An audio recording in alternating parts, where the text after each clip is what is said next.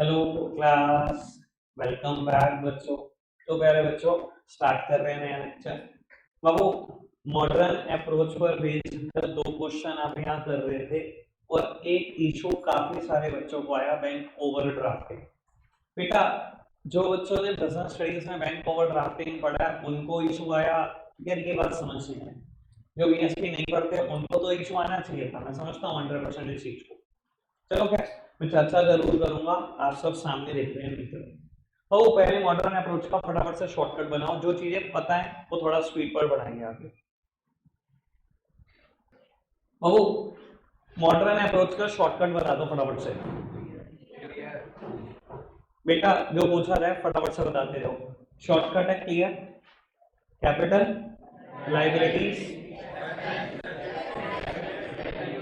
याद है सारे शॉर्टकट। बाबू, कैपिटल, लाइबिलिटी और रेवेन्यू पे एक जैसे रूल, अगर ये तीनों में से कोई भी इंक्रीज हुआ तो ये हमेशा होंगे, और डिक्रीज हुआ तो, और एक्सपेंसेस और एसेट्स पे एक जैसे रूल, इन दोनों में से कोई भी बढ़ा तो डेबिट और डिक्रीज हुए तो क्रेडिट। याद है बात। बाबू एक टर्म आई बैंक ओवरड्राफ्टिंग, मैं क्लियर कर देता हूँ, बिल्कुल वैसे ही क्लियर करूंगा जैसे मैंने बिजनेस स्टडीज में क्लियर की थी, ताकि अकाउंट्स वाले बच्चे भी उतने ही अवेयर रहे। सब सुन लेना, बहुत काम की बात है। बाबू, आप एक बिजनेस हो और आप अपना एक अकाउंट मेंटेन करते हो किसी एक पर्टिकुलर बैंक में सिंस लास्ट 20 ईयर्स, 20 साल हो गए एक ही जगह पे अकाउंट खुलवाया हुआ है। आपका बेटा 20 साल पुराना बिजनेस है जो आपके दादाजी किया करते थे, उसके बाद फादर ने भी टेक ओवर कर लिया बिजनेस में 5 साल पहले, लेकिन अकाउंट टस से मस नहीं बदला, नहीं कोई जगह नहीं बदली, 20 साल से एक जगह पे अकाउंट है। अब आप समझते हो बेटा, जब 20 साल एक बैंक में अकाउंट है तो कितनी रेपुटेशन हो जाती है उस बैंक में आपकी, बहुत इज्जत बन जाती है। ब्रांच मैनेजर जो कोई आता है वो पहचानता है, भाई 20 साल से एक आदमी का अकाउंट है, लाखों करोड़ों की ट्रांजेक्शन है, हर हर महीने ट्रांजेक्शन है, तो एक बहुत बढ़िया रेपुटेशन बिल्डअप हुई होती है। मान लो बेटा एक दिन आप बैठे हुए थे, अपने सप्लायर्स को चेक काट कर दे रहे थे, अकाउंट में बैलेंस ध्यान नहीं दिया, 15 लाख का बैलेंस है, किसी को 5 लाख का, किसी को 7 लाख का, चेक काट के दे दिया 5 साल। ठीक है। जब लास्ट सप्लायर पहुंचा तो उसके पास चेक था 3 लाख रुपए का। उसने क्या करा, टैलर को चेक दे दिया, जो बैंक में ऑफिशियल काम करता है उसको चेक दे दिया 3 लाख रुपए का। उसने क्या करा, फटाफट से अकाउंट नंबर डाला, बैलेंस चेक करा, सबसे पहले बैलेंस देखा 2 लाख, साइन मैच करे, साइन ठीक, डेट देखी, डेट भी बिल्कुल करंट डेट का चेक, सब कुछ ओके, पर खाते में पैसे पड़े हैं 2 लाख, चेक है 3 लाख रुपए का। मुझे एक बात बताओ, प्रैक्टिकली इस चेक को क्या होना चाहिए? बाउंस में नहीं अटकी रहती है तुम्हारी, ठीक है ना, ये बच्चों वाली भाषा होती है बाउंस, ठीक है ना, टेक्निकल भाषा में उसको बोलते हैं डिसऑनर होना चाहिए। तो इस चेक को डिसऑनर हो जाना चाहिए, वही आपकी देसी भाषा बाउंस हो जाना चाहिए, due to insufficiency of fund, क्योंकि पैसे पूरे नहीं, ठीक है। लेकिन टेलर के दिमाग में है आपकी रेपुटेशन, टेलर के दिमाग में है आप जेल ना पहुंच जाओ। और वो अगर ये चेक बाउंस हो गया ना, तो सामने वाले के हाथ में ना आज की तारीख में पावर आती है, वो अगर कोर्ट केस फाइल कर देना, या तो बेटा कोर्ट कह सकती है कि इसके सारे पैसे दो ब्याज के साथ, या कोर्ट कह सकती है इसको 3 महीने की जेल, या कोर्ट कह सकती है दोनों, 3 महीने की जेल में और पैसे भी वापस।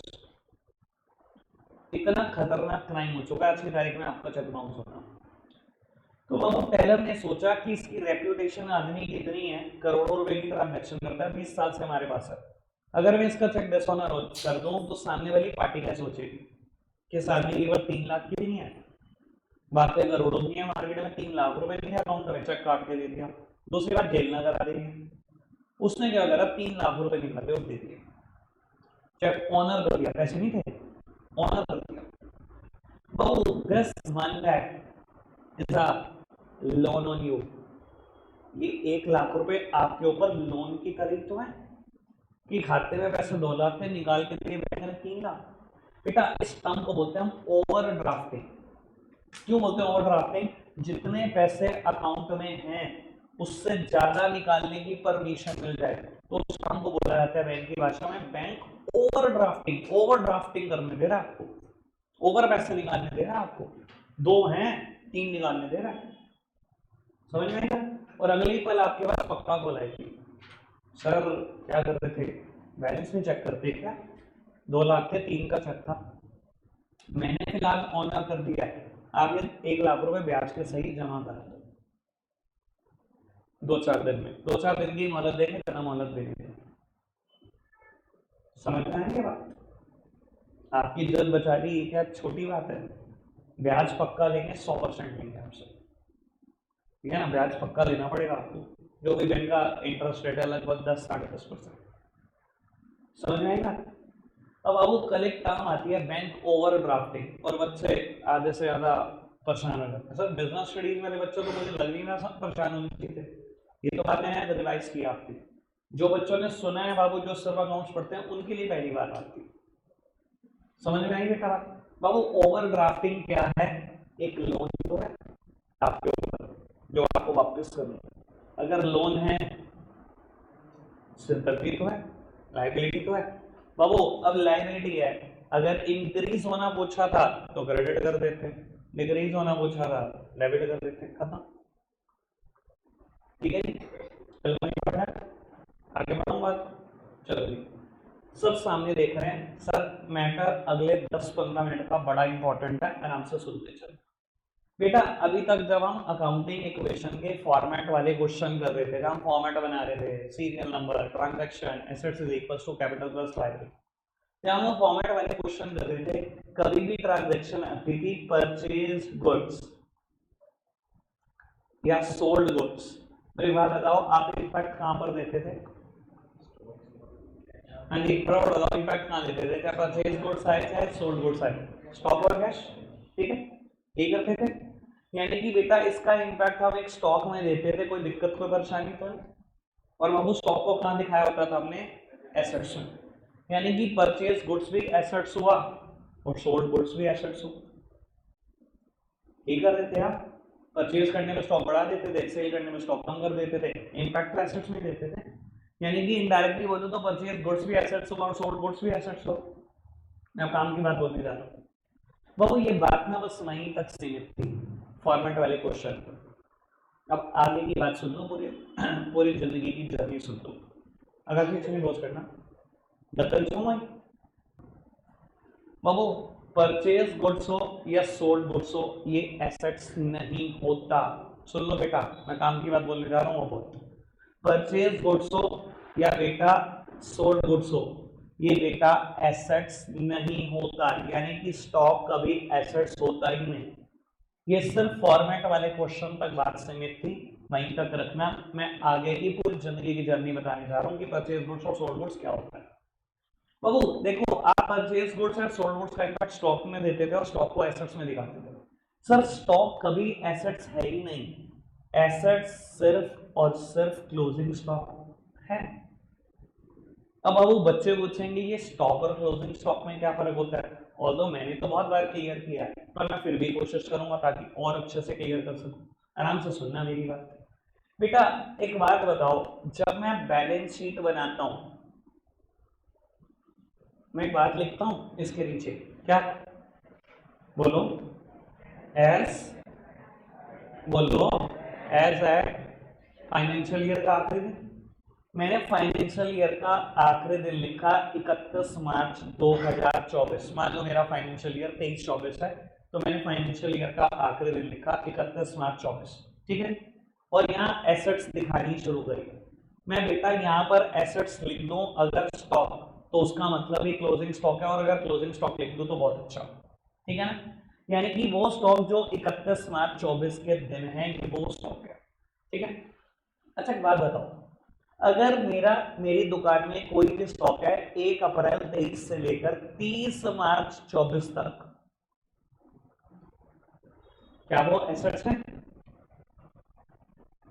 क्या बेटा मैं इन 364 दिन बैलेंस शीट बनाता हूं?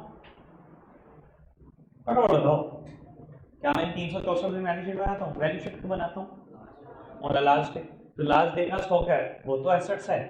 बाकी परचेज और सेल कभी भी एसेट्स नहीं है। बाबू देखो, परचेज और सेल करने से जो आखिरी में स्टॉक बचता है वो एसेट है। परचेज और सेल करने से कोई एसेट्स क्रिएट नहीं होती। आराम से सुनते चलना। सर मैंने पहले बोल दिया शुरू का 15 मिनट बहुत पेचीदा है, आराम से सुनते चलो बात। मैं कहता हूं आपने एक धंधा शुरू किया 1 अप्रैल 23 को, और बेटा ये पहला फाइनेंशियल ईयर खत्म होगा 31 मार्च 24 को। आज आपने आपका धंधा, मान लो आप क्या करोगे, चेयर्स बेचोगे। आज आपने बेटा परचेज करी 100 चेयर, परचेज करी 100 चेयर्स, ठीक है जी। सर ऑब्वियसली दुकान पे जो पड़ा हुआ स्टॉक है वो 100 से बढ़ जाएगा, 100 चेयर है मेरा स्टॉक आज, ठीक है। बाबू ये बात बताओ, आज के दिन में बैलेंस शीट बनाते हो आप? नहीं बनाते। आगे बढ़ो बाबू, आज 5 मई 2023 है। आज आपने सेल कर दी बेटा 20 चेयर्स की। मुझे बताओ दुकान पे स्टॉक कितना? 80 चेयर। पहले कितनी बड़ी थी? 100। और बोलो यार 100। अब कितनी बची? 80। आगे बढ़ो बाबू, आज 7 जुलाई 2023 है। आज आपने 50 शेयर और खरीद ली। स्टॉक कितना? बताओ। 130। बाबू ये कहानी चलती रही, 30 नवंबर को आपने कुछ शेयर बेच दी और वो है क्वांटिटी में 80। अब कितनी? अरे बोलो, प्लस माइनस में नहीं आता क्या? 100 खरीदी थी, 20 चली गई, 80 बची, 50 और खरीद ली, 130 चली गई, 80 कितनी बची? 130। 50 130 में चले गए, जो भी गए 80, बचे कितनी? 50। इधर देखना मित्र, सर परचेज और सेल से स्टॉक इंपैक्टेड होता है, पर 364 दिन में एसेट नहीं होता। परचेज और सेल के रिजल्ट से आखिरी दिन जो स्टॉक बचता है फाइनेंशियल ईयर के आखिरी दिन, बेटा सिर्फ वही स्टॉक एसेट होता है। 364 दिन में बैलेंस शीट नहीं बनाता। सुनते जाओ काम क्या है। परचेज और सेल पूरे साल भर चलेंगी, पूरे साल भर। बैलेंस शीट पूरे साल भर नहीं बनती। बैलेंस शीट कब बनती है? फाइनेंशियल ईयर के आखिरी दिन। बाबू परचेज और सेल पूरे साल भर चलेंगी, बैलेंस शीट लेकिन आखिरी दिन बनेगी। परचेज और सेल का रिजल्ट जो आखिरी दिन बचेगा वही क्लोजिंग स्टॉक है, बस वही एसेट है। तो बेटा जो 364 दिन परचेज और सेल चलेगी वो क्या है? अब मुद्दा ये उठता है, अभी तक तो मैं एसेट्स ही मान रहा था ना, जो 364 दिन परचेज सेल कर रहा था उसको स्टॉक में एडजस्ट कर रहा था, स्टॉक एसेट्स में लिखा हुआ था, मतलब एसेट्स ही मान रहा था ना अभी तक। अब क्या है सुनो जी, सर बहुत काम की बात बोलने जा रहा हूं, आराम से सुनना बेटा। सारे साल की परचेज सिर्फ एक्सपेंस है, सारे साल की सेल सिर्फ और सिर्फ रेवेन्यू है, मतलब मेरी इनकम है। इधर देखना बाबू, आज 1 अप्रैल है, मैंने 100 चेयर खरीदी। सर ये बिल्कुल वैसे ही है जैसे मैंने रेंट पे कर दिया हो। मैंने 100 चेयर खरीदी भैया, मेरी जेब से पैसा गया, मेरे बिजनेस का खर्चा है, मैंने रेंट पे किया खर्चा है, मैंने सैलरी पे किया खर्चा है, लेकिन बिजनेस में स्टॉक खरीदूंगा तभी तो पैसा गया भैया, मेरे लिए तो खर्चा है, सीधा सीधी बात। मेरे बिजनेस की सारी परचेजेस मेरे लिए एक्सपेंस है, और ऐसे ही बेटा सारी की सारी सेल मेरे लिए बेटा इनकम है। मैंने दुकान से गुड्स बेचा, चेयर बेची भैया, पैसा आ गया, मेरी इनकम है, सीधी सीधी सी बात। ये बिल्कुल वैसे ही इनकम है जैसे कि कमीशन रिसीव्ड, ये बिल्कुल वैसे इनकम है जैसे कि डिस्काउंट रिसीव्ड। कोई भी चीज रिसीव करता हूं इनकम होना है भैया, गुड्स बेचने में भी बेटा पैसे रिसीव करता हूं, इनकम है। समझ में आ रही है सारी बात? परचेज और सेल का जो रिजल्ट आखिरी दिन बचता है वो क्लोजिंग स्टॉक है, बस वही एसेट है। बाकी सारे साल की परचेज सेल एसेट नहीं है। सारे साल की परचेज सेल क्या है? एक्सपेंस और इनकम। यानी कि अगर कोई क्वेश्चन कह देता, वैसे ना तो इलस्ट्रेशन नंबर 15 में था, ना ही 16 में, ना क्वेश्चन 15 और 16 में, अगर वो कह देता परचेज गुड्स, मुझे पक्का पता है आप क्या कहते, आप कहते परचेज गुड्स, अच्छा जी एसेट्स बढ़ गई, अच्छा जी एसेट्स बढ़ने पर डेबिट होती है। वो तो मुझे पता था 15-16 में कुछ है नहीं, तभी मैंने इसलिए मुद्दा कर नहीं छेड़ा। मैंने कहा एक दिन बीच में रिलैक्स है दो बच्चों को, वैसे तो मैंने परसों ही बोल दिया था 3 दिन और इंटेंस है, फिर मैंने मोड चेंज कर दिया, मैंने कहा यार बच्चे घबरा देंगे ऐसे ही। समझ में आई बात? कोई दिक्कत कोई परेशानी तो नहीं बाबू। परचेज सिर्फ एक्सपेंस है, एक्सपेंस बढ़ने पर और गिरने पर जो ट्रीटमेंट होता है परचेज का वही ट्रीटमेंट होगा। सेल सिर्फ रेवेन्यू है, सेल बढ़ने पर जो ट्रीटमेंट होता है, मतलब रेवेन्यू बढ़ने पर जो ट्रीटमेंट होता है और रेवेन्यू गिरने पर जो ट्रीटमेंट होगा वही सेल का ट्रीटमेंट होगा। जो मैंने बात बोली अब क्लियर है? ठीक है, अब सामने देखते रहो। बाबू एक बात बताओ, ट्रेडिशनल अप्रोच थोड़ी सी रिवाइज करनी है मुझे, ट्रेडिशनल अप्रोच पर बेस्ड थोड़े से क्वेश्चन देते हैं, ठीक है? आओ पहले एक बार रिवाइज करा दो। ट्रेडिशनल अप्रोच कहती है अकाउंट दो तरीके के, पर्सनल और पर्सनल में फर्दर तीन बातें, नेचुरल, आर्टिफिशियल, रिप्रेजेंटेटिव। याद है? खरीदा, debtor, capital, company, partnership, firm, bank. Outstanding सारे भी खर्चे और प्रीपेड सारे खर्चे, ठीक है? सर ये भी कहता अकाउंट दो तरीके के, रियल और real, all the assets except, ठीक है? नॉमिनल कहता है all the expenses, all the losses, all the income, all the gains. Clear है इतनी बात? अब सुनो बाबू, मॉडर्न अप्रोच ने कहा था क्लियर, अभी मैंने एक कंक्लूजन डिसाइड करा कि परचेज एक्सपेंसेस सेल रेवेन्यू है, तो सही बात यहां पर बाबू। अब ये मत कहना कि रियल में लिखा है all the assets, purchase assets है, सेल एसेट है, मैं तो यहां वाला रूल लगाऊंगा। कैसे लगाओगे भाई? जब वो एक्सपेंस और इनकम वाला रूल लगाओगे ना, अगर परचेज एक्सपेंस है तो दुनिया के सारे एक्सपेंसेस यहाँ लिखे गए हैं नॉमिनल में, अगर सेल रेवेन्यू है मतलब इनकम है तो बाबू सारी इनकम यहीं लिखी गई। तो ट्रेडिशनल अप्रोच के हिसाब से भी बेटा ये नॉमिनल में जाएगा एक्सपेंस और इनकम मानकर, और मॉडर्न के हिसाब से भी एक्सपेंस और रेवेन्यू मानकर यहाँ पर जाएगा। समझ में आ रही है बात? कोई दिक्कत कोई परेशानी तो नहीं? All clear? रूल याद करा दो। नहीं ना ना ना तो नहीं बोलेगा, ये मैं पूछूंगा। डिप्रेशन तो हो गया आप दो चेहरे पे दिख गया प्रणित। पर्सनल का रूल क्या है?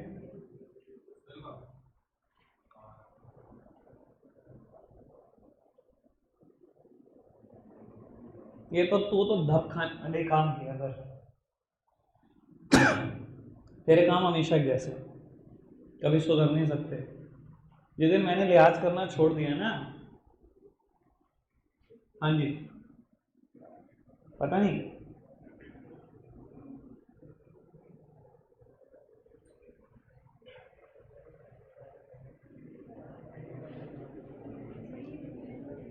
इग्लेश इलेश क्या है भाई रूल? वो पर्सनल का रूल है debit the receiver and credit the giver. इधर देखना मेरी तरफ। सर कुछ याद आया? मेरा बिजनेस किसी को कुछ भी देगा तो वो रिसीवर है, मैं यही तो बोलूंगा, ये तो रिसीव कर रहा है मेरे बिजनेस, ये तो रिसीवर कहलाएगा। कहता बिजनेस से कोई भी इंसान रिसीव करेगा, कहता डेबिट करना, debit the receiver and credit the giver. Business को कोई इंसान कुछ भी दे दे तो हम ये तो बोलेंगे यार गिवर, इसने बिजनेस को कुछ दिया है, कहता उसको क्रेडिट करना। डेबिट करेंगे हमेशा रिसीवर को, क्रेडिट करेंगे हमेशा गिवर को। कोई दिक्कत कोई परेशानी तो नहीं? सिंपल बात। रियल का रूल माही क्या कहता है बाबू? रियल में आती है सारी एसेट्स, रूल कहता है डेबिट व्हाट कम्स इन। कोई भी एसेट्स आ रही है कहता है डेबिट करना। देखो कितना सिंपल रूल है, डेबिट व्हाट कम्स इन। कोई भी एसेट्स बिजनेस में आए डेबिट करना, और कोई भी एसेट्स बिजनेस से जाए क्रेडिट करना। Debit what comes in and credit what goes out. ठीक है जी बाबू? नॉमिनल का रूल क्या कहता है अनुज?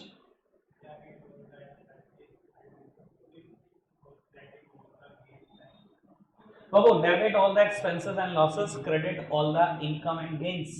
बाबू सारे खर्चे सारे लॉसेस दुनिया के डेबिट होंगे, सारी इनकम्स सारे गेन्स दुनिया के क्रेडिट होंगे। इतने सिंपल सिंपल तीन रूल पड़े थे। ठीक है जी? कोई दिक्कत कोई परेशानी तो नहीं? श्री गणेश करें, क्वेश्चन करें ट्रेडिशनल अप्रोच पर बेस। सर देखो आपको ये सब याद हो चुका है कि कौन चीज कौन सी आइटम कहाँ जाएगी, और रूल मुझे पता है अभी सबको याद नहीं है, मुझे ये भी पता है जिन्होंने बोले उन्होंने भी देख के बोले, मैं ये भी जानता हूँ। ठीक है ना? मतलब मुझे तो चलाने की बातें छोड़ दो, तो मैं सारा दिन यही करता हूँ, है ना अनुज भाई? मैं ना बहुत अच्छे से जानता हूँ कौन क्या कर रहा है। तुम्हें तुम्हें पता है क्या, इस एज में ना बच्चों को होता है यार हम पेरेंट्स का बना लेंगे या टीचर का बना लेंगे। सर मेरे को भी यही लगता था, कसम से बता रहा हूँ, मेरी गर्लफ्रेंड थी, मुझे लगता था मेरे मम्मी पापा को कुछ नहीं पता। तुम्हें भी यही लगता है? तुम्हें नहीं पता? एक बार ना अपने दिल पे हाथ रख के बता देना कि मम्मी पापा को कुछ नहीं पता, साले पोल पट्टी खोल देंगे तुम्हारी 2 मिनट में। तुम बड़े मुगालते में जीतते हो। बाकी तुम्हें पता भाई, तुम्हारी एज में होती है चीज। लो जी बाबू, श्री गणेश करते हैं एक इलस्ट्रेशन का। आप एक काम करो, नोटबुक निकालो, मैं 1 मिनट क्वेश्चन लेकर आता हूँ स्क्रीन पर। बाबू बस बिल्कुल चुप, सामने देखिए। सर मैंने तो नोटबुक आपसे ऐसे ही टाइम पास करने के लिए बुलवाई है, क्वेश्चन आज आप करोगे नहीं, आज सिर्फ मैं करूँगा क्वेश्चन, आप सिर्फ देखोगे बैठ के। और देखो जो बेचारे पैक करके, लड़के ऐसे ही होते सारे हमारे जैसे। लड़कियां फिर भी सोचेंगे कहीं मौका मिल गया हम लिख लें, लड़के तो हमारे जैसे होते हैं, कहते पेपर भी फाड़ के लिख लो, करा कराया भी फाड़ देंगे पेपर, इन्हें कोई टेंशन नहीं। लो जी सामने देखना, एक बात सुन लो बेटा, मैं आपसे ये चाहता हूं कि आप इतने अवेयर रहो इस चीज को, एक एक चीज को इस इलस्ट्रेशन के आराम से समझो, क्योंकि ये यहाँ पे समझी गई एक एक चीज अगला 1.5 महीने का चैप्टर करवाएगी, 1.5 महीने का चैप्टर। और बाबू मैं आपको ये भी बता देता हूँ, जो लगभग आजकल में प्रेजेंट नहीं हो रहे, ठीक है ना, वो एक तो परेशान बहुत होने वाले हैं, दूसरी बात शायद अब मैं कोई न्यू बच्चा भी ना दिखाऊं, क्योंकि अब अकाउंट्स बड़ी सिस्टमैटिक है। अब जिसने इतना पढ़ा है पहली स्टेयर्स पे पैर रख दिया भैया, वो पैर सिस्टमैटिक ही रखा जाएगा, सीधा दूसरे पे नहीं रखा जा सकता, ठीक है ना जी। चलो जी अब सामने देखेंगे सब, अब कोई लिखेगा कुछ नहीं और सब सामने देखेंगे। सर आज मैं चाहता नहीं कि मैं कोई भी मजाक करूं और आप किसी भी मजाक का पार्ट बनो, ठीक है ना, आज बिल्कुल सीरियस पढ़ेंगे बेटा, ठीक है जी। आओ सामने देखते हैं। अब वो कहता है from the following transaction state the nature of account and state which account will be debited and which account will be credited. बाबू कहते हैं ये सब ट्रांजैक्शन लिखी हैं, ये ट्रांजैक्शन वही है जो हमने अकाउंटिंग इक्वेशन में भी पढ़ी है कभी ना कभी। कहता है आप ये बता दो कि क्या क्या नेचर ऑफ अकाउंट इन्वॉल्व है। मैं चाहता नहीं हूँ ऐसा क्वेश्चन मॉडर्न अप्रोच से करना, कल मैंने मॉडर्न अप्रोच पर बेस्ड 2 क्वेश्चन करे, मैं क्वेश्चन पक्का ट्रेडिशनल से करूंगा, आपके पेपर में आएगा आप भी ट्रेडिशनल से करेंगे। सर अप्रोचेस कभी नहीं लिखी होती कि इस अप्रोच से बताओ डेबिट होगा क्रेडिट, वो आपकी इच्छा है कि किससे करना चाहो, ठीक है जी। मैं चाहता हूँ आपसे ट्रेडिशनल से ही करना है, आपने पूरी जर्नल एंट्री ट्रेडिशनल से ही चलाऊंगा मैं। अगला चैप्टर है जर्नल एंट्री। बाबू कहता है state the nature of account, और ये भी बताने आपको कौन सा अकाउंट डेबिट कर रहा है और कौन सा अकाउंट क्रेडिट कर रहा है, ठीक है जी। सबसे पहले मैं बता देता हूं मैं इस क्वेश्चन का फॉर्मेट क्या बनाने वाला हूं। इलस्ट्रेशन नंबर 17 कर रहे हैं बेटा। बाबू सबसे पहला कॉलम मैं लिखने वाला हूं ट्रांजैक्शन, ये सबसे प्यारा कॉलम होता है, आप सबको पता है क्यों, ठीक है जी। दूसरा कॉलम मैं लिखने वाला हूं अकाउंट इन्वॉल्व, कौन कौन से अकाउंट इन्वॉल्व होंगे इस ट्रांजैक्शन में, सब सामने देखते रहो। फिर मैं लिखने वाला हूं नेचर ऑफ अकाउंट, जो क्वेश्चन की डिमांड है। उसके बाद बेटा मैं लिखने वाला हूं क्या चीज मैं करूंगा डेबिट और क्या चीज मैं करूंगा क्रेडिट। सर बहुत सिंपल चलेगा अगर आप सामने देखोगे तो, बहुत ही ज्यादा स्मूथ। चलो जी क्वेश्चन पढ़ना शुरू करते हैं, ठीक है पढ़ते हैं। बाबू फर्स्ट ट्रांजैक्शन पढ़ते हैं। कहता है Sahdev started business with cash 5 lakh. क्या आपके लिए ट्रांजैक्शन नहीं है? Started a business with cash नहीं ट्रांजैक्शन है, पहले सबने सुनी हुई है। आओ बाबू ट्रांजैक्शन में लिख देंगे स्टार्टेड अ बिजनेस, सब सामने देखेंगे मेरी तरफ। एक बात बताओ, अगर आप अकाउंटिंग इक्वेशन कर रहे होते कहां कहां दिखाते इस आइटम को, फटाफट बताओ यार, ये सब बता सकते हैं मुझे लगता है, बस 2-4 बच्चे जो बिल्कुल अभी लेटेस्ट में नए हैं उनको छोड़कर सब बता सकते हैं। बताओ कहां कहां दिखाते हैं कैश और, पक्की बात कहां दिखाते हैं कैश और कैपिटल। बाबू यानी कि कोई भी बिजनेस ट्रांजैक्शन है 2 अकाउंट इन्वॉल्व करेगी करेगी, डू एंड एक्सपेक्ट भी ऐसा कहता था। बाबू बिजनेस शुरू करा 2 जगह पे इंपैक्ट आएगा, एक कैश पर और एक कैपिटल, पक्की बात। अब देख लेते हैं नेचर ऑफ अकाउंट क्या है। बेटा कैश का हमेशा अलग होगा, कैपिटल का अलग होगा, ऐसा भी हो सकता है कभी कभी एक जैसे भी, ठीक है जी। सुनते चल रहे हैं आराम से। बाबू ट्रेडिशनल अप्रोच याद करो बेटा, पर्सनल अकाउंट, रियल अकाउंट और नॉमिनल अकाउंट। कैश कहां है? कैश कहां जाएगा? बोलो, कॉन्फिडेंस रखो। रियल क्यों? All the assets except debtor और बैंक। डेटर और बैंक को छोड़ दो, बाकी सारी एसेट्स तो एक जगह पे जाती हैं, यानी कि कैश रियल अकाउंट का पार्ट है। कोई दिक्कत कोई परेशानी तो नहीं किसी को? फटाफट से बताओ, कोई दिक्कत कोई परेशानी तो नहीं? बाबू कैपिटल कहां जाएगी? कहां? नहीं, नेचुरल भी छोड़ दो तो सीधा पर्सनल पे आ जाओ, बस मुझे कुछ नहीं करना। मेरे को तो 3 पार्ट पढ़ाने थे, मैंने पढ़ा दिए। पर्सनल अकाउंट पे एक ऐसे रूल लगता है, आप सीधा पर्सनल बोलो। भाई समझ में आ गया ना? CD creditor debtor capital drawings कहां जाएगा? पक्की बात है? पर्सनल है, कोई दिक्कत कोई परेशानी तो नहीं? पर्सनल अकाउंट जिसने बेटा शुरू के 15 मिनट सुने हैं, अब वो राज करेगा इस क्वेश्चन पे, मैं पक्का बता रहा हूँ, और मजाक उड़ा देगा इस क्वेश्चन की। टीचर को लगेगा मैंने बहुत मुश्किल क्वेश्चन दे दिया, आप मजाक उड़ा के आ जाओगे टीचर। चल चल साइड चल, यहाँ बैठ। हाँ जी सर, इधर देखना। अब सर देखो, मैं आपको ये कंफर्म बता सकता हूं, एक इनमें से डेबिट होगा और एक क्रेडिट होगा। ये बात बिल्कुल कंफर्म्ड है, कोई रोक नहीं सकता। डुअल एस्पेक्ट ये भी कहता था कि हर डेबिट का एक बराबर अमाउंट का क्रेडिट होता है। मैंने ना बात लिखवाई हुई है आप सबको डुअल एस्पेक्ट में, मैंने कहा मैं अभी समझा नहीं सकता। मैंने लिखवाई थी ना, मैंने बोला था मैं आपको समझा नहीं सकता अभी, मैंने कभी डेबिट क्रेडिट की बात ही नहीं करी थी तब तक आपसे।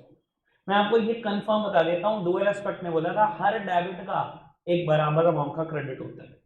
अगर दो अकाउंट इन्वॉल्व है किसी ट्रांजैक्शन में, एक डेबिट होगा तो दूसरा क्रेडिट ही होगा, और एक क्रेडिट होगा तो दूसरा कंफर्म डेबिट होगा। अगर आपने इन दोनों में से एक भी सही गैस कर लिया तो दूसरा पक्का हो जाएगा। पर हाँ, मैं शुरू में 7-8 ट्रांजैक्शन, 9 ट्रांजैक्शन है, सबका अलग अलग बताऊंगा, क्यों ये डेबिट हुआ क्यों ये क्रेडिट हुआ। पर अगर आप एक भी सही सोच पाए तो दूसरा बिल्कुल सही सोचोगे 100%। ठीक है जी, लाओ सामने देखना मेरी तरफ। बाबू रियल अकाउंट का रूल याद करो। शिवम भाई क्या था रूल? मैं बता देता हूं, debit what comes in and credit what goes out. इधर देखना, debit what comes in and credit what goes out. मतलब बिजनेस में कोई भी एसेट आ रही है तो डेबिट करना, कोई भी एसेट्स जा रही है तो क्रेडिट करना, यही रूल है रियल का। बाबू कैश बिजनेस में आ रहा है या जा रहा है? आ रहा है, सब मानते हैं। Started a business with cash, proprietor business में 5 लाख रुपए कैश ला रहा है। बिजनेस में कैश आ रहा है या जा रहा है? अरे बोलो भैया, आ रहा है, तो क्या करूं? डेबिट। तो क्या था? Debit what comes in. Babu cash को कर देना डेबिट, मैंने लिख दिया है डेबिट में cash.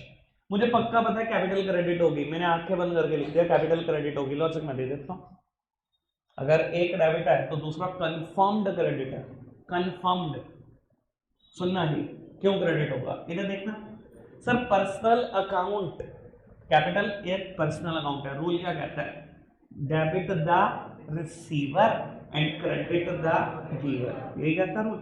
Debit the receiver and credit the giver. इधर देखना, प्रोप्राइटर ने बिजनेस को 5 लाख रुपए कैश दिया, क्रेडिट द गिवर, उसने बिजनेस को कुछ दिया है, बिजनेस ने कुछ नहीं दिया उसको। सर समझ में आ रही है बात? डेबिट द रिसीवर, बिजनेस किसी को कुछ देगा तो हम उसे बोलेंगे रिसीवर है भाई, तू मैंने दिया तुझे कुछ, उसको तो करूंगा डेबिट। लेकिन अगर कोई इंसान बिजनेस को कुछ देगा तो उसे गिवर ही तो बोलेंगे, पर गिवर क्या होगा? क्रेडिट होगा एज पर द रूल। तो सर प्रोप्राइटर ने बिजनेस को पैसे दिए 5 लाख रुपए बिजनेस चलाने के लिए, क्रेडिट द गिवर, कर दिया मैंने क्रेडिट। कोई दिक्कत तो नहीं? सर समझ तो आ रहा है? बस ये ऐसा लग रहा होगा कि थोड़ा थोड़ा क्लियर, बहुत मुश्किल हो गया एकदम। कुछ नहीं, सिर्फ 4 ट्रांजेक्शन कर लो, उसके बाद देख लेना आदत, सब बिल्कुल सिंपल हो जाएगा। ठीक है, और आपको मैं अभी कोई होमवर्क भी नहीं दे रहा, अभी मैंने आपको भी नहीं कहा पेन चलाओ, आप सब सामने देखो, टेंशन फ्री। बाबू पहली ट्रांजैक्शन खत्म, अगली ट्रांजैक्शन देखते हैं। लो जी पढ़ते हैं अगली ट्रांजैक्शन। कहता है purchase goods for cash 20,000। Babu goods खरीदा है कैश, कैश में 20,000। परचेज गुड्स फॉर कैश बाबू सब सामने देखेंगे, हल्का सा चेंज होगा। अच्छा एक बात बताओ, अगर ये ट्रांजैक्शन अकाउंटिंग इक्वेशन में कर रहे होते तो क्या करते? कहाँ का इम्पैक्ट देते? कैश और स्टॉक, और स्टॉक मतलब एसेट। लेकिन मैंने भी बताया परचेज एसेट तो है नहीं कि स्टॉक में इम्पैक्ट दे दो। बाबू जब भी कोई खर्चे का नाम आएगा, जब भी किसी खर्चे का नाम आएगा या इनकम का नाम आएगा, तो बाबू हम उसके खुद के अकाउंट में इंपैक्ट देंगे। यानी कि एक तो इंपैक्ट कैश में और एक इंपैक्ट परचेज में। खर्चे का नाम खर्चा ही लिख देना बस सीधा।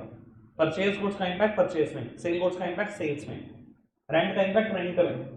खर्चे का नाम खर्चा लिखेंगे, इनकम का नाम इनकम लिखेंगे। ठीक है ना? सुन लो मेरी बात दोबारा से। सर अगर ये चीज अकाउंटिंग इक्वेशन में होती है, आप दो जगह पे इंपैक्ट देते, कैश और स्टॉक। स्टॉक मतलब एसेट्स, मैंने क्या बोला? स्टॉक एसेट्स होती है, परचेज एसेट्स होती है? नहीं, यही बताया था ना थोड़ी देर पहले। परचेज एसेट्स नहीं होती, तो बाबू परचेज को क्या मानना है? खर्चा मानना है, यही बताया था ना। और मैंने भी ये बोल दिया, खर्चे का नाम सीधा खर्चा लिखना, लिख दिया बेटा। कोई दिक्कत कोई परेशानी तो नहीं? सामने देखना हम एक तरफ। आओ जी, कैश क्या है? रियल अकाउंट है बेटा, थोड़ी देर पहले भी मैंने डिसाइड किया था। परचेज कहां पर जाएगा? कहां पर? Nominal account. क्यों? All the expenses and losses, all the income and gain, सारे खर्चे सारे लॉसेस सारी इनकम सारे गेन्स कहां जाएंगे? नॉमिनल में। परचेज एक खर्चा है तो बाबू एक्सपेंस है, तो बाबू लिख दो नॉमिनल अकाउंट। कोई दिक्कत कोई परेशानी तो नहीं? मैंने लिख दिया प्यारे बच्चों नॉमिनल अकाउंट। आओ जी सामने देखते चलो बेटा। रियल अकाउंट का रूल याद कराओ फटाफट से, थोड़ा स्पीड बढ़ाकर। क्या कहता है rule? Debit all the expenses. कहां से गया? रियल का rule, debit what comes in and credit what goes out. एक बात बताओ सोच के, कहता है purchase goods for cash, goods खरीदे कैश में, कैश आ रहा है या जा रहा है? इतना भी सोच सकते, गुड्स खरीदे नगद में, कैश आ रहा है जा रहा है? दुकान में गुड्स खरीदोगे पैसे दे के आओगे? बाकी तो आप समझदार, मैं क्यों बोलूँ सारी बात। रूल क्या है? Debit what comes in and credit what goes out. Cash जा रहा है, जो जा रहा है वो क्रेडिट करना। बाबू लो, कैश को कर दिया क्रेडिट। और मेरे प्यारे बच्चों दो ही अकाउंट थे, अगर कैश क्रेडिट हो गया, मैं तो कह रहा हूँ प्यारे बच्चों सोचो भी मत। पर बच्चे कह रहे नहीं हम तो सोचेंगे, सोचो आप। अच्छा लो प्यारे बच्चों सुनो, सर नॉमिनल अकाउंट का रूल कहता है debit all the expenses and losses and credit all the income and gain. सारे खर्चे डेबिट करना, सारे खर्चा ही तो है। नॉमिनल अकाउंट का रूल यही तो कहता है, debit all the expenses and losses. सारे एक्सपेंस सारे लॉस डेबिट होंगे, सारे खर्चा ही तो है। कर दिया बेटा डेबिट। कोई दिक्कत कोई परेशानी तो नहीं? बात समझ में आ रही है युवराज भाई? क्लियर है? कोई इशू? दो ट्रांजेक्शन करी मैंने अभी तक, क्लियर है बात? आपको सिर्फ अकाउंट इन्वॉल्व देखने हैं, मैं आपको बता देता हूं ज्यादातर बातें अकाउंटिंग इक्वेशन से ही निकल जाएगी। एक आध बात में मैंने चेंज किया, बस वो एक आध बात सोचनी। मैंने परचेज और सेल में चेंज बोला है, एक और चीज में चेंज बोलूंगा, बस तीन चीजों में चेंज बोलूंगा, बाकी सब एज इट इज चलेगा जैसा अकाउंटिंग इक्वेशन में था। आप ये सोचते जाओ कोई भी ट्रांजेक्शन अकाउंटिंग इक्वेशन में आप क्या करते हैं, बस उसके बाद क्वेश्चन बहुत सिंपल है। चलो जी अभी देख लेते हैं दो ट्रांजेक्शन हो, ताकि आपको थोड़ा सा और कॉन्फिडेंस मिले। बाबू कहता है परचेज गुड्स फ्रॉम रघुवीर ऑन क्रेडिट फॉर 25,000। रघुवीर से उधार पर गुड्स खरीदा 25,000 रुपए। सामने देखना बाबू, रघुवीर से उधार पर गुड्स खरीदा 25,000 रुपए। परचेज गुड्स फ्रॉम रघुवीर। लो उत्तर, मुझे बताओ अकाउंटिंग इक्वेशन करते तो क्या करते, फटाफट बताओ। डेटर, क्रेडिटर्स और स्टॉक, यही करते। अब स्टॉक तो बोल जाओ, मैंने पहले ही बोल दिया बेटा, गुड्स खरीदा है वहां तो आप स्टॉक दिखाते एसेट दिखाते। गुड्स खरीदना कोई एसेट नहीं होता, गुड्स खरीदना एक एक्सपेंस है। और कोई भी एक्सपेंस हो कोई भी इनकम हो उसका नाम वही लिखो जो वो है। बाबू परचेज लिखो और क्या लिखो? क्रेडिटर, यही लिखो। लो प्यारे बच्चों मैंने लिख दिया क्रेडिटर। कोई दिक्कत कोई परेशानी तो नहीं? रूल बता दो बस, समझदार हो आप बहुत थे। परचेज के ऊपर रूल, मैं तो कह रहा हूँ मेरे बच्चों पर्सनल अकाउंट लिख डाल लो आज, फटाफट से लिख दो। Personal, personal very good, purchase पे लिखो पर्सनल। मैं तो कह रहा हूँ काले पानी की सजा दे देनी चाहिए ऐसे आदमी को। बाबू क्रेडिटर में कौन सा रूल लगाऊं? लो रियल लिख दो बाबू, सारी एसेट, ये तो एसेट है, इतनी प्यारी एसेट। कैसे personal? CD CD, creditor debtor, बस ठीक है। लो बाबू लो, लिख दिया। बाबू रूल याद करा दो नॉमिनल का। Debit, debit all the expenses and losses, credit all the income and gains. Sir debit कर दो सारे खर्चों को, परचेज क्या है? खर्चा ही तो है, डेबिट कर दो। लो मैं तो कह रहा हूँ प्यारे बच्चों कर दो डेबिट, कर दिया डेबिट, कोई दिक्कत तो नहीं? मैं तो सोच नहीं रहा, मैंने तो लिख दिया सीधा क्रेडिटर अकाउंट हमेशा क्रेडिट होगा। सोचो कोई बताएगा सोच के? लगा दो एक सेकंड उसको। बाबू रूल क्या कहता है पर्सनल अकाउंट का? डेबिट द, बोलोगे क्या? Debit the receiver and credit the, यही कहता है रूल। बाबू बिजनेस से कोई इंसान रिसीव कर रहा है उसे कर दो डेबिट, और बाबू अगर कोई इंसान बिजनेस को कुछ दे रहा है तो वो गिवर है उसको कर दो क्रेडिट। ये कहता है ना, इधर देखना, कहता है परचेज गुड्स फ्रॉम रघुवीर ऑन क्रेडिट। रघुवीर बिजनेस का सप्लायर उधार पर गुड्स दे रहा है बिजनेस को, क्रेडिट द गिवर। हाँ मैं कुछ दे रहा हूं, बिजनेस किसी को कुछ दे रहा है, रघुवीर बिजनेस को उधार पर कुछ दे रहा है भाई, हमने तो कुछ नहीं दिया रघुवीर को, रघुवीर तो बिजनेस को कुछ दे रहा है, क्रेडिट द गिवर, कर दो बेटा क्रेडिट गिवर को। कोई दिक्कत कोई परेशानी तो नहीं? और अगर मैं थोड़ा सा स्पेसिफिक होना चाहूं तो मैं हमें स्पेसिफिक हो रहा हूं, सुन लो बात। सर जैसे मैंने अभी यहां पर लिख दिया ना क्रेडिटर, सर हम ना हर डेटर और हर क्रेडिटर का नाम लिखना शुरू कर देते हैं, क्योंकि अगर आप क्रेडिटर क्रेडिटर करते रहोगे ना एक बिजनेस में आप पागल हो जाओगे। आप एक कन्फेक्शनरी शॉप चलाते हो जहां आप 10 सप्लायर से सामान खरीदते हो, सबका नाम क्रेडिटर लिख दोगे, याद कैसे आएगा किसके कितने पैसे देने? और अगर मैं हर कस्टमर को डेटर लिखता रहूंगा तो जिससे कितने पैसे लेने मुझे कैसे आएगा? अगर सबका नाम ही डेटर लिखा जाएगा तो, समझ में आ रहा है? तो अब हम क्या करते हैं, डेटर और क्रेडिटर वर्ड छोड़ देते हैं, जिसका नाम है उसका नाम लिखते हैं। अगर थोड़े दिन के लिए सहूलियत चाहिए तो ब्रैकेट में लिख दूंगा क्रेडिटर या डेटर, तो आपको सहूलियत लगी रहेगी, उसके बाद वो भी छोड़ दें 5-4 दिन के बाद, ठीक है? तो बाबू मैंने लिखना है यहाँ क्रेडिटर का नाम, क्रेडिटर का नाम था रघुवीर, कोई दिक्कत कोई परेशानी तो नहीं? यहां पर भी क्रेडिटर नहीं लिखूंगा, रघुवीर लिखूंगा अगर कभी कुछ आ गया तो, और ठीक है बेटा? बढ़ाऊं बात को आगे। अब वो 3 ट्रांजैक्शन करी, चौथी ट्रांजैक्शन कुछ कॉन्फिडेंस दे सकती है आपको, पढ़ना जी। Purchase furniture from Fancy furniture House 1.5 lakh रुपए ऑन क्रेडिट। वैसे अगर ये ना बोलता ऑन क्रेडिट क्योंकि एक नाम है, मैं तब भी क्या मानता, उधार, ठीक है? बाबू गुड्स खरीदा है उधार पे, मेरे सिर्फ समझदार बच्चे बोले अगर आप अकाउंटिंग इक्वेशन कर रहे होते, फर्नीचर खरीदा है उधार पे क्या करते? फर्नीचर उधार, बताओ। अबे 25 दिन हो गए चैप्टर चलते हुए, फर्नीचर खरीदा उधार पे, इतनी सिंपल वाली हो। राज भाई आप बताओ, इनको इनको समझ नहीं आ रहा। फर्नीचर खरीदा उधार पे अकाउंटिंग इक्वेशन करते हैं फॉर्मेट में तो क्या करते हैं? एक एसेट में फर्नीचर, सुनो कान लगाओ, हाँ, और क्रेडिटर यही करते हैं। कैसी कैसी बातें करते हो यार, इतनी छोटी सी बात। मैं तो सर लेंटर नीचे आ जाएगा तुम अगर इतनी मैं छोटी ट्रांजेक्शन पूछूंगा तो इतनी तेज चीख मारोगे। कह रहे नहीं हम मर जाएंगे, अभी तो जिंदगी नहीं जी हमने। लो बाबू सामने देखो, मैंने ट्रांजैक्शन में कुछ नहीं लिखा, वो कॉपी करना है वो कर लोगे तो।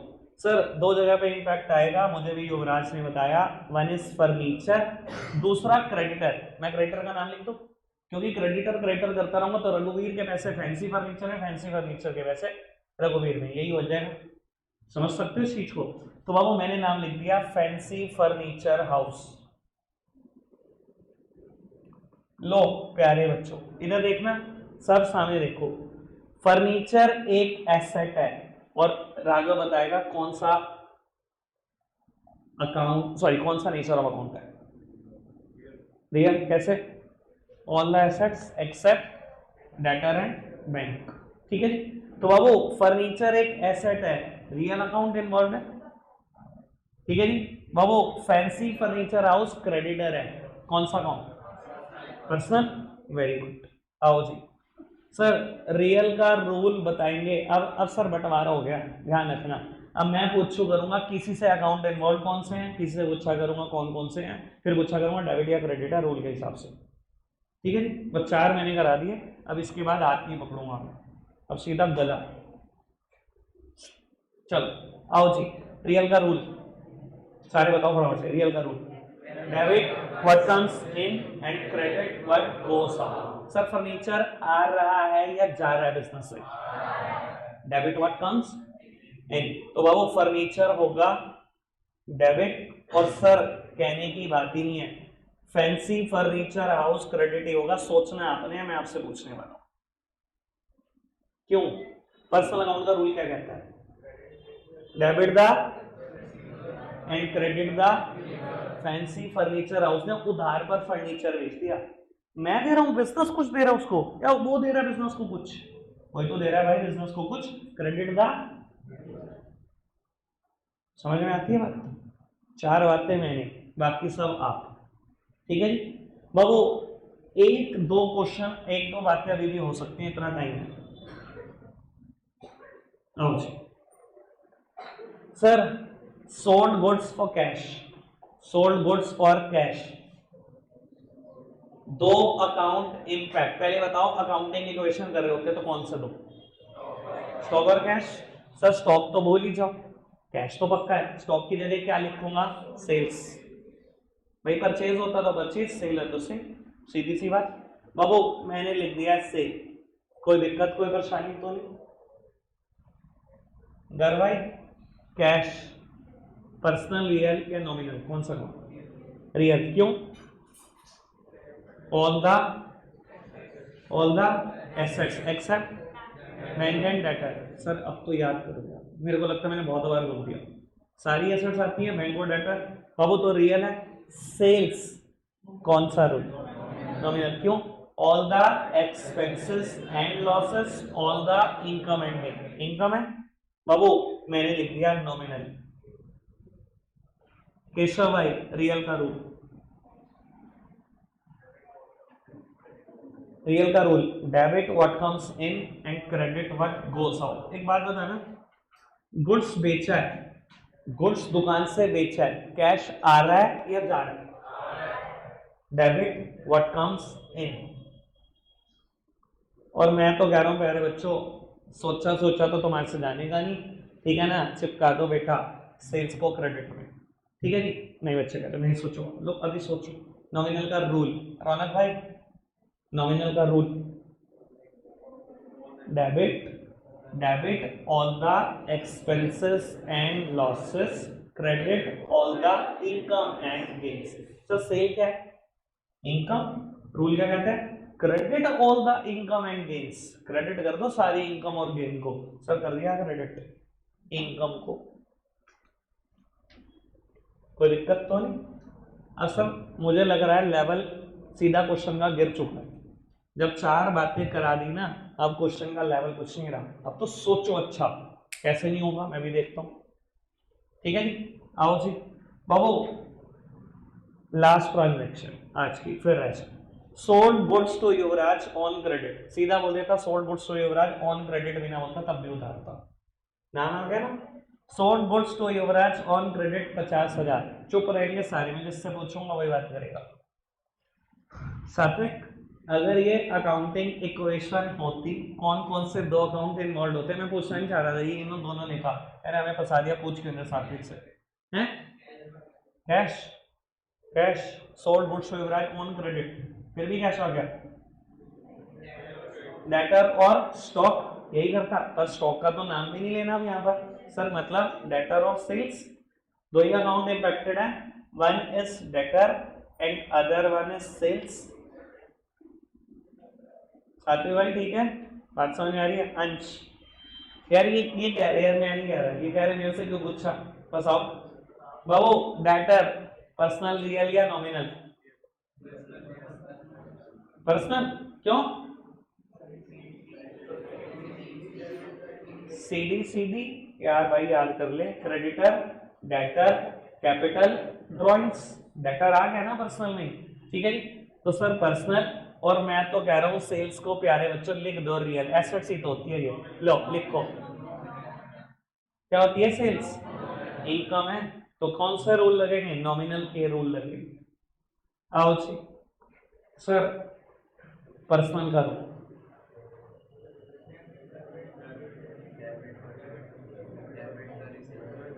पर्सनल का रूल, डेबिट द,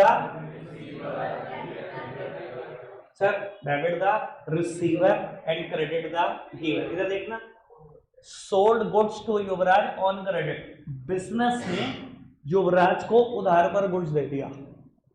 रिसीवर है या गिवर है? भाई रिसीवर ही तो है, मेरा बिजनेस दे रहा है फ्री में उठा के उधार पे सामान, मेरे बिजनेस से रिसीव ही तो कर रहा है वो।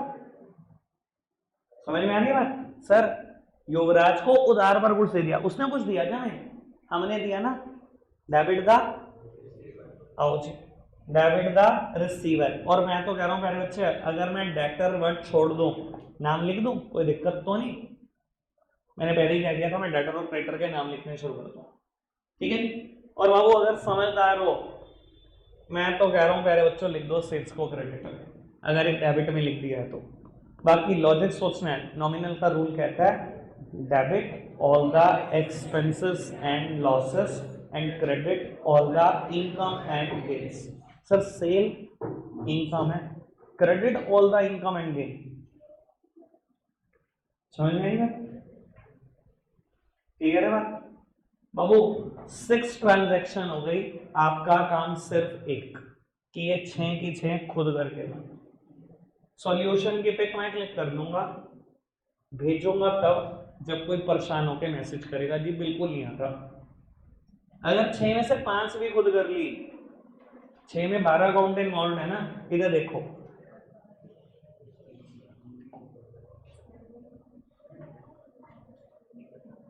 सर फॉर्मेट ऐसे ही बनाना, transaction, account involve, nature of account, debit और क्रेडिट, ऐसा ही फॉर्मेट बनाना।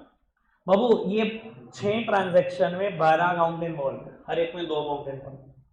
अगर आप इन 12 में से 10 भी सोच पाए ना, 9 भी सोच पाए, मुझे सच में आपके ऊपर प्राउड है। एक दिन में कोई इतना नहीं कर पाता, पर मुझे पता है आप पक्का कर पाओगे इसको इतना, ठीक है ना जी। 2-3 रह भी जाते हैं, कोई नहीं, मैं देखूंगा कल दोबारा लूंगा प्रॉब्लम। आप कोशिश करना आप सारे खुद से कर सको, ठीक है जी। सिर्फ संडे का होमवर्क ये है, और मैं तो कहता हूँ जाते ही निपटा देना, कल पूरा दिन रेस्ट करो, मतलब मेरी तरफ से रखेंगे आज के लिए इतना ही प्यारे बच्चों। बाय।